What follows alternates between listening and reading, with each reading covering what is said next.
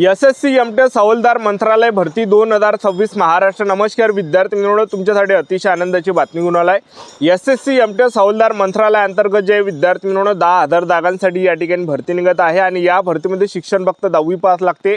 महाराष्ट्रातील आपण कोणत्याही जिल्ह्यातले असाल, महिला उमेदवार आणि पुरुष उमेदवारांना फॉर्म भरता येणार आहे आणि यामध्ये जर आपलं सिलेक्शन झालं तर मंत्रालयाच्या अंदर आपल्याला या ठिकाणी ड्युटी करावं लागणार आहे। जे काही मंत्रालय आहे, मुंबई झालं, पुणे झालं, नागपूर झालं, ह्या तीनच ठिकाणी आपल्याला ड्युटी करावं लागणार आहे। कारण की ही जी भरती स्टेट वाईज ही भरती एक लक्षात ठेवा आणि ही जी भरती राज्य वाईज आहे आणि कडाप सुद्धा स्टेट वाईज या ठिकाणी लागतो, तर जास्त चान्स आहे यामध्ये सिलेक्शन व्हायचे। आणि आपलं जर सिलेक्शन झालं, पगार सुद्धा 30 ते 40 हजार रुपये प्लस महिना भेटणार आहे। लक्षात ठेवा, मंत्रालयाच्या अंदर आपल्याला ड्युटी करावं लागणार आहे। यामध्ये दोन पद आहे, एक एमटेसचं पद आणि एक हवालदारचं पद आहे। एमटेस पदामध्ये जे विद्यार्थी मिळवणं ग्राउंड नाही आहे, उंचीची काही अट नाही आणि यामध्ये जे काम करावं लागणार आहे, फायला आपल्याला इकडल्या तिकडे आणून द्यावं लागणार आहे मंत्रालयातल्या आणि त्याचबरोबर आपल्याला जे झाडूफुचा सुद्धा आपल्याला त्या ठिकाणी मारावं लागणार आहे। आणि दुसरं जे पद आहे हवालदारचं पद आहे, हवालदार पदामध्ये आपल्याला खाकी वर्दी भेटणार आहे आणि त्याचबरोबर आपल्याला फायला इकडल्या तिकडे आणून द्यावं लागणार आहे। त्याचबरोबर कुलरामध्ये पाणी भरून द्यावं लागणार आहे, माठामध्ये पाणी भरून द्यावं लागणार आहे। ड्युटी सुद्धा आपल्याला करावं लागणार आहे, 8 घंटे ड्युटी। अशा प्रकारे आपल्याला या ठिकाणी मंत्रालयाच्या अंदर या ठिकाणी ड्युटी करावं लागणार आहे। तर एसएससी एमटेस हवालदार मंत्रालयाची ही भरती या ठिकाणी कधी निघणार आहे याबद्दल तुम्हाला माहिती सांगणार आहे। उंची किती आहे, छाती किती आहे, ग्राउंडला कोणकोणते आहे, लेखी परीक्षेचा अभ्यासक्रम, निवड प्रक्रिया, संपूर्ण माहिती मी तुम्हाला आजच्या व्हिडिओच्या माध्यमातून एसएससी एमटेस हवालदार मंत्रालय या भरतीबद्दल सांगणार आहे। तर आजचा व्हिडिओ खूप महत्त्वाचा होणार आहे, व्हिडिओ शेवटपर्यंत बघा आणि व्हिडिओला आताच लाईक करा। नमस्कार विद्यार्थी मित्रांनो, माझी नोकरी कॉर्नर यूट्यूब चॅनलवर मी गोपाल आनखळे तुमचं सर्वांचं सहर्ष स्वागत करतो।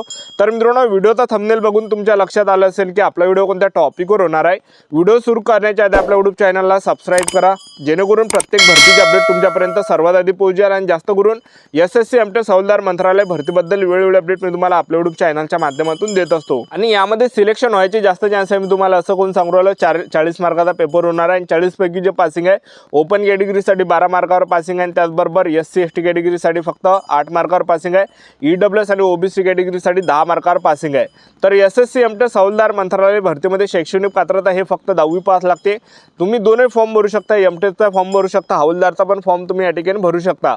वयोमर्यादा जर आपण विचार केला तर 18 ते 27 वर्षापर्यंत वयोमर्यादा ओपन कॅटेगरीसाठी आहे। एससी एसटी कॅटेगरीचे जर तुम्ही असाल तर 18 ते 33 पर्यंत आपल्याला फॉर्म भरता येणार आहे आणि ओबीसी कॅटेगरीचे असेल तर 18 ते 30 पर्यंत आपल्याला फॉर्म भरता येणार आहे। आणि त्याचबरोबर फीचा जर आपण विचार केला, जनरल ओबीसी ईडब्ल्यूएस कॅटेगरीसाठी 100 रुपये फी ठेवण्यात आले आणि एससी एसटी कॅटेगरीचे असाल तर 1 रुपये सुद्धा फी नाही आहे।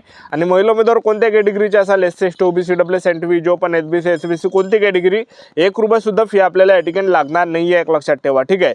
तर एवढं काही। आणि एसएससी एमटेस हवालदार मंत्रालयामध्ये जर आपण पाहिलं, नोकरीचं जे ठिकाण आहे पुणे झालं, मुंबई झालं, त्याचबरोबर नागपूर झालं, ह्या मंत्रालयाच्या अंदर आपल्याला ड्युटी करावं लागणार आहे, एक लक्षात ठेवा, ठीक आहे। तर एसएससी एमटेस हवालदार मंत्रालयाच्या सध्याच्या कंडिशनला जर आपण पाहिलं तर जवळपास या ठिकाणी 10,000च्या आसपास या ठिकाणी जागा रिक्त आहे, एक लक्षात ठेवा। आणि लास्टची जी भरती आहे एसएससी एमटेस हवालदार मंत्रालयाची ही 26 जून 2025ला ही वॅकेन्सी आली होती मागच्या वर्षी आणि यावर्षी सुद्धा या ठिकाणी निघणार आहे। कारण की ही जी वॅकेन्सी आहे, ही जी भरती आहे दरवर्षी या ठिकाणी निघते, एक लक्षात ठेवा, ठीक आहे।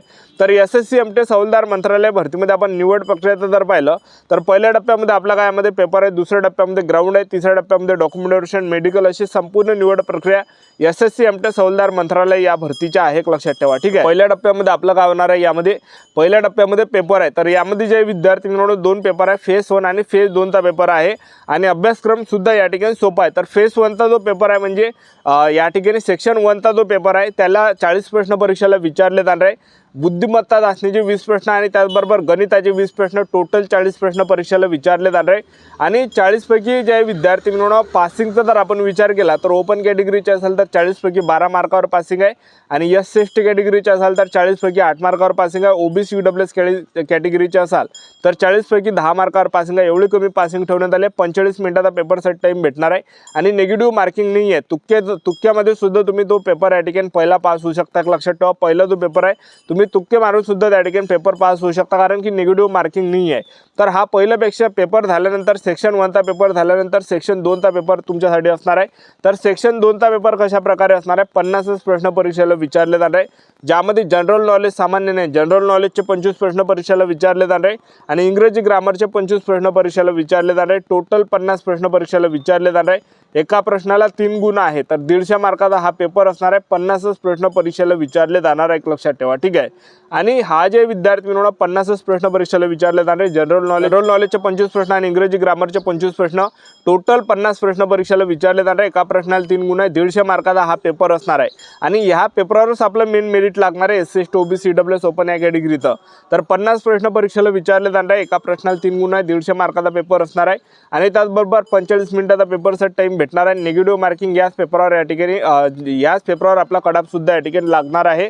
अशा प्रकारे आपला या ठिकाणी 150 मार्काचा पेपर होणार आहे। जनरल नॉलेजचे 25 प्रश्न आणि इंग्रजी ग्रामरचे 25 प्रश्न, अशा प्रकारे 50 प्रश्न परीक्षेला विचारले जाणार आहे। Negative marking 3 secular negative marking यामध्ये आहे, एक लक्षात ठेवा, ठीक आहे।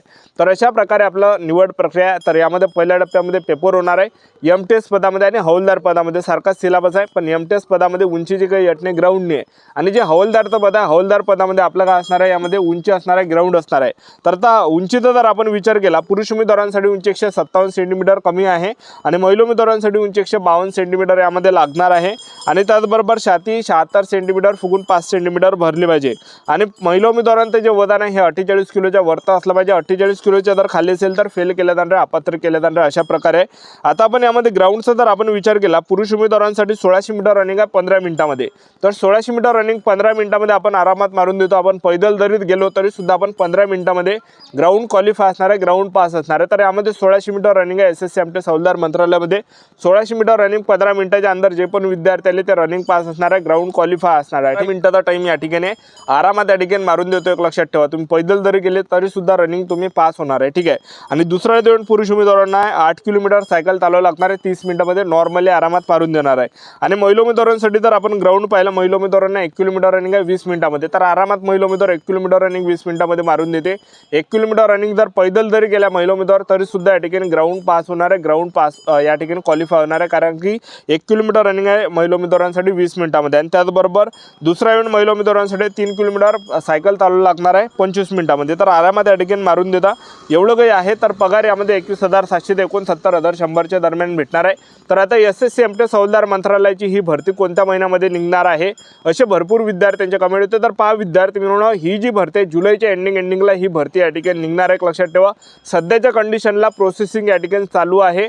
लास्टची जी भरती SSC MTS हवालदार मंत्रालयाची ही जी आहे विद्यार्थी मिळून 26 जून 2025ला आली होती आणि यावर्षी जर आपण पाहिलं तर यावर्षी जे विद्यार्थी मिळून जुलैच्या एंडिंगला किंवा जुलैच्या मधात आपल्याला ही भरती पाहायला भेटणार आहे। जवळपास 15 जुलैचे 30 जुलैच्या अंदर आपल्याला SSC MTS हवालदार मंत्रालयाची ही भरती आपल्याला पाहायला भेटणार आहे। तर जुलैच्या एंडिंगपर्यंत आपल्याला ही भरती आपल्याला पाहायला भेटणार आहे।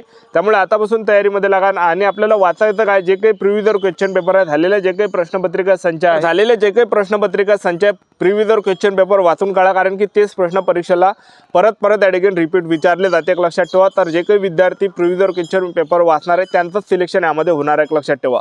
तर प्रश्नपत्रिका झालेल्या वाचून काढा, त्याच्यातूनच आपला अभ्यास होणार आहे, कारण की तेच प्रश्न परीक्षेला रिपीट होते, एक लक्षात ठेवा। तर आपलं YouTube चॅनल सबस्क्राईब करून ठेवा, वेळोवेळी अपडेट मी तुम्हाला SSC MTS हवालदार मंत्रालय भरतीबद्दल देत राहणार आहे। आजच्या व्हिडिओ नेक्स्ट शूटमध्ये। जय हिंद, जय भारत।